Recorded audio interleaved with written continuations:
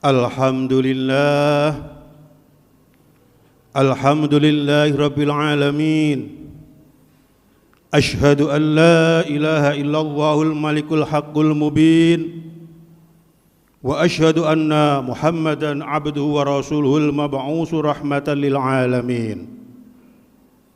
Allahumma salli ala sayyidina Muhammad wa ala alihi wa sahbihi ajma'in. Amma ba'du, faya ibadallah, usikum wa iyaya bitaqwallah, faqad fazal muttaqun. Qala ta'ala fi kitabil karim, a'udzu billahi minasyaitonir rajim. Ya ayyuhalladzina amanu taqullaha haqqa tuqatih wa la tamutunna illa wa antum muslimun. Qala Rasulullah sallallahu alaihi wasallam, qala wa man dzukirtu indahu falam yusalli alaika famata fadakhalan nar fabazallah. Amma ba'du. Ma'asyiral muslimin rahimakumullah. Alhamdulillah, patut kita ucapkan bahwasanya pada hari yang mulia ini, di tempat yang mulia ini, kita masih ditakdirkan oleh Allah bisa hadir untuk menunaikan sholat Jum'ah, sehingga kita patut bersyukur pada Allah dengan ucapan Alhamdulillahirabbil alamin. Tidak lupa pula, mari kita bersama-sama menambah rasa takwa kita kepada Allah, yakni dengan takwa yang sebenar-benarnya, yaitu meninggalkan semua larangan Allah dan melaksanakan semua perintah-perintahnya Allah. Insya Allah dengan takwa inilah kita bisa hidup bahagia di dunia maupun di akhirat kelak. Amin, amin ya rabbal alamin. Ma'asyiral muslimin rahimakumullah. Seperti hadis yang saya bacakan tadi, yang artinya barang siapa yang disebutkan nama Muhammad di dekatnya, namun ia tidak membacakan sholawat atas beliau, lalu ia mati, maka ia masuk neraka dan Allah akan menjauhkan dari rahmatnya. Ma'asyiral muslimin rahimakumullah, di dalam hadis ini kita diperintahkan, kalau ada nama Muhammad disebut, kalau kita tidak menjawab dengan jawaban Allahumma sholli alaih, pada saat itu kalau kita mati, maka kita masuk neraka dan Allah menjauhkan dari rahmatnya. Padahal dengan satu rahmat saja dijamin sudah masuk surga. Bayangkan kita cuma menjawab Allahumma sholli alaih, kita enggan. Ma'asyiral muslimin rahimakumullah, jangan sampai lupa, tanamkan di hati kita, kalau ada asma Muhammad disebut, jawablah dengan Allahumma sholli alaih. Tidak perlu dengan teriak-teriak, tidak perlu dengan suara keras, suara di bawah yang menyatakan. Jangan sampai berteriak-teriak. Maka dari itu mari kita usahakan, mari kita terbiasakan untuk kalau nama Muhammad disebut, jawablah dengan Allahumma sholli alaih. Sabda berikutnya, man shalla alayya min ummati mukhlishan min qalbihi sholatan wahida sallallahu alaihi asyarata sholawatin wa rafa'alahu asyrata darajat wa maha anhu asyara sayyiat. Barang siapa di antara umatku yang membaca sholawat atasku satu kali saja dengan ikhlas dari lubuk hatinya, maka Allah akan menurunkan 10 rahmat kepadanya, mengangkat 10 derajatnya dan menghapus 10 kesalahannya. Tadi di hadis yang pertama sudah saya katakan, dengan satu rahmat saja sudah dijamin Allah masuk surga. Ini malah dilebihkan 10 kali kerahmatan, asalkan kita dengan ikhlas dari lubuk hati kita, jangan terpaksa. Untuk itu mari kita usahakan sekali lagi, kalau ada asma Muhammad disebut, maka jawablah dengan Allahumma sholli alaih. Tidak itu pula Allah mengangkat 10 derajat, derajat yang melebihi derajatnya malaikat. Maka dari itu mari kita usahakan untuk selalu menjawab sholawat. Kemudian menghapus 10 dosa-dosa kita. Bayangkan berapa kali kita membaca sholawat. Setiap hari kita sholat selalu membaca sholawat. Maka dari itu mari kita jangan sampai lupa membaca sholawat Nabi. Di samping itu juga sholawat adalah untuk menolong kita mendapat syafaat dari Rasulullah.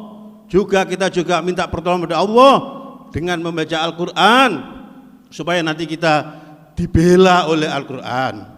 Allah berfirman, wa nunazzilu minal Qur'ani ma huwa syifaa'u wa rahmatan lil mu'minin. Dan kami menurunkan sebagai ayat-ayat Al-Quran ada yang menjadi kesembuhan dan rahmat bagi orang-orang yang beriman. Al-Quran ini bisa menjadi kesembuhan. Allah yang menurunkan penyakit dan Allah juga yang menjadikan kesembuhan. Dan juga Allah pula yang memberikan rahmat. Berkali-kali rahmat adalah suatu pertolongan dari Allah. Tidak gampang kita mendapat rahmatnya Allah kalau tidak dengan hati yang tulus dan hati yang ikhlas. Firman-Nya lagi, wa nazzalna ilaikal kitaba tibyana likulli syai'in wa hudan wa rahmatan wa busyra lil muslimin. Dan kami menurunkan kitab Al-Quran sebagai penjelas bagi segala sesuatu, sebagai petunjuk, rahmat dan berita gembira bagi orang-orang Islam. Ma'asyiral muslimin rahimakumullah. Al-Quran diturunkan oleh Allah semata-mata untuk petunjuk bagi kita, yang mana kita tidak tahu apa-apa. Dengan petunjuk Al-Quran kita bisa mendapat kecerahan hati, kita bisa melaksanakan apapun dengan petunjuk Al-Quran. Maka Al-Quran bisa disebut imam kita. Kemudian berita gembira bagi orang Islam bahwa Al-Quran akan menjadi penolong kita nanti di hari kiamat bagi orang-orang muslim. Kemudian sabda firman-Nya pula, yu'ta bil Qur'ani wa ahlil ladzina kanu ya'maluna bi fid dunya tuqaddimuhu suratul Baqarati wa Ali Imrani tahajjana an sahibiha. Kelak Al-Quran dan para pembacanya ketika di dunia akan didatangkan di hari kiamat, dan surat Al-Baqarah dan Al-Imran akan berada di depan mereka. Keduanya akan membela dan pembacanya di hadapan Allah. Ma'asyiral muslimin rahimakumullah. Semua firman-firman-Nya Allah itu baik, tapi masih ada yang lebih baik. Di antara baik ada yang lebih baik. Seperti surat Al-Baqarah dan Al-Imran besok di hari kiamat akan menjadi pengawal kita, berada di depan kita menghadap Allah. Mereka mengawal dan mengamankan kita dari timbangan-timbangan yang akan dilakukan oleh Allah. Ma'asyiral muslimin rahimakumullah. Berkelanjutan dengan firman-Nya Allah, ada sebuah cerita yang terjadi pada Imam Ghazali. Imam Ghazali ketika dalam tidurnya bermimpi mendapat ilham dari Allah. Dia bermimpi bertanya kepada Allah, wahai Allah, amalan apa yang kau sukai ya Allah? Amalan apa yang kau ridhoi ya Allah? Dan amalan apa yang kau terima ya Allah? Kemudian dijawab oleh Allah, amal yang terbaik adalah membaca Al-Quran. Kemudian Imam Ghazali bangun, kemudian diterangkan kepada santri-santrinya, aku tadi dalam mimpi diberi ilham oleh Allah bahwa amalan yang terbaik adalah membaca Al-Quran, karena Al-Quran adalah firman-Nya Allah, kalamullah. Jadi Al-Quran itu ibaratnya kita berbicara dengan Allah. Kalau kita sering berbicara dengan Allah, apapun yang kita minta akan diberikan oleh Allah. Untuk itu mari kita budayakan, diharuskan, mari kita baca Al-Quran, tidak kendal bulu, tidak pandang bulu, kecil maupun tua. Al-Quran adalah identik dengan orang muslim. Orang Islam identik dengan Al-Quran. Orang Islam harus bisa baca Al-Quran. Tidak ada orang Islam yang tidak bisa baca Al-Quran. Bagaimana caranya? Ya belajar. Belajar tidak mengenal usia, baik muda maupun tua, semua wajib mencari ilmu. Ma'asyiral muslimin rahimakumullah, juga ada cerita ini terjadi pada seorang muslim yang ibadahnya biasa-biasa saja. Kemudian sedekahnya biasa-biasa saja. Sholatnya juga biasa-biasa saja. Tapi mereka gemar membaca surat Al-Mulk. Dia tahu bahwa barang siapa yang membaca surat Al-Mulk, maka dia akan terbebas dari azab kubur. Maka itu dia tidak lupa, dia selalu membaca surat Al-Mulk. Ma'asyiral muslimin rahimakumullah, kemudian orang ini meninggal. Kemudian setelah ditanya oleh malaikat Munkar dan Nakir di alam barzakh, semua diperiksa, maka hasilnya biasa-biasa saja. Tidak sebanding dengan kenikmatan yang diberikan oleh Allah dengan ibadah yang dilakukan. Kemudian malaikat akan menyiksa orang ini.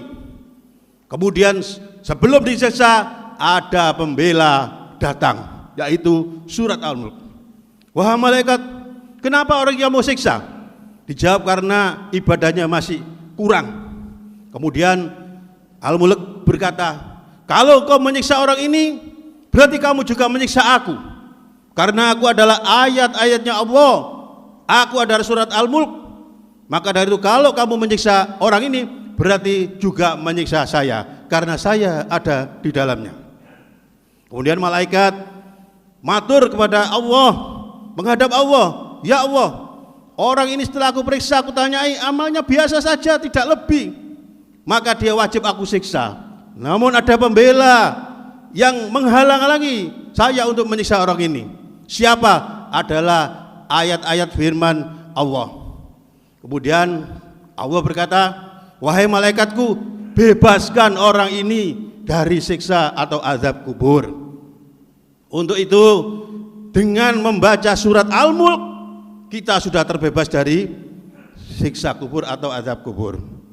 Ma'asyiral muslimin rahimakumullah, jangan lupa di antara ayat-ayat Allah, firman-firman ada yang baik dan ada juga yang terbaik. Seperti surat Al-Kahfi, kalau kita baca di dunia kita mendapat kecerahan selama kita baca dan baca lagi. Kemudian di akhirat menjadi pembela. Al-Kahfi akan menjadi pembela dari ancaman-ancaman siksanya Allah. Ma'asyiral muslimin rahimakumullah, untuk itu mari kita introspeksi pada diri kita sendiri. Jangan sampai kita menjadi orang muslim tidak bisa membaca Al-Quran. Walaupun kita sudah tua, tidak ada halangan untuk belajar Al-Quran. Allah tidak akan melihat hasilnya, karena kita sudah tua. Untuk membenarkan makharijul hurufnya saja kita sulit sekali karena lidah kita sudah kaku. Tapi yang dilihat oleh Allah adalah semangat kita untuk belajar. Jangan sampai orang Islam tidak bisa membaca Al-Quran, karena Islam identik dengan Al-Quran. Maka dari itu di dalam kubur nanti ada pertanyaan, man imamuka, siapa imammu? Jawabnya adalah Al-Quranu imami. Untuk itu jangan sampai kita tidak bisa menjawab dengan pertanyaan kubur. Mari kita belajar Al-Quran. Nanti Al-Quran yang akan membela kita, ditanya oleh malaikat, Al-Quran yang akan membela kita, sehingga malaikat tidak sampai untuk menyiksa kita gara-gara kita senang membaca Al-Quran, terutama surat Al-Mulk. Untuk itu mari kita bersama-sama belajar untuk membaca Al-Quran. Tidak ada yang benar, semua kesalah. Yang benar cuma Muhammad, Nabi Muhammad saja yang bacaan Quran benarnya. Semua itu ada kesalahan. Untuk itu dengan semangat kita untuk belajar Al-Quran, insya Allah belajar kita, bacaan kita diterima oleh Allah. Demikian khutbah singkat yang saya sampaikan. Mudah-mudahan menjadikan cambuk atau istilahnya menjadi semangat kita untuk belajar Al-Quran. A'udzu billahi minasyaitonir rajim. Bismillahirrahmanirrahim. Wal 'asr innal insana lafi khusr illa alladziina aamanu wa 'amilus solihati wa tawassaw bil haqq wa tawassaw bis sabr. Barakallahu wa lakum fil Qur'anil azim wa nafa'ani wa iyyakum bima fihi min ayati wa dzikril hakim. wastaghfiruhu innahu huwal ghafurur rahim.